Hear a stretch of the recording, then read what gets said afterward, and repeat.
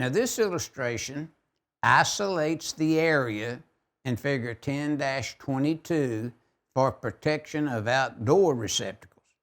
Now remember, we looked at the outdoor receptacle and said you had to have one in the front and back.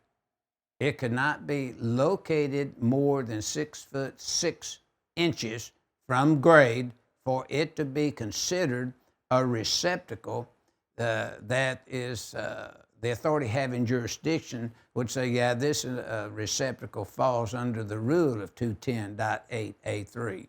Now notice the measurement.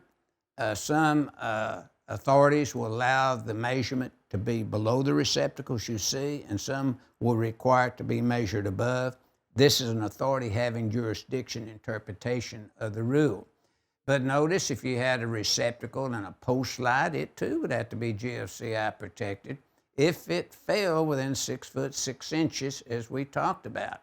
Now, we could have a receptacle on the porch.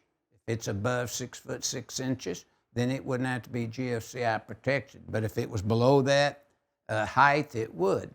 Now, notice up at the very top, we may have, say, heating cables in the roof area for snow that would collect, and the roof didn't have the pitch required that snow, wouldn't collect and stay there. They wanted to melt it so it'd fall off. Icicles wouldn't form that would be very dangerous when they started to melt and they dropped down and so forth.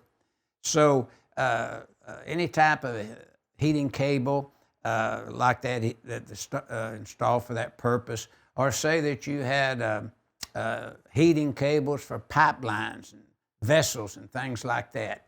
Then you would review, as you see in the top of the illustration, 426.28 and 427.22.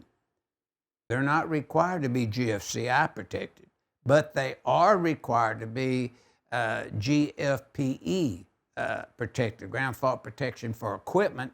And now we know that we can purchase that type of protective scheme for 30 and 50 milliamp, which would allow more milliamp ratings before it would trip instead of the 6 milliamp for the GFCI and 210.8A for dwelling units. So figure 10-26 just simply deals with protection outdoors of receptacles that are required in 210.52G as well as 210.52E that gives the height rule, and the GFCI protection requirement in 210.8A3.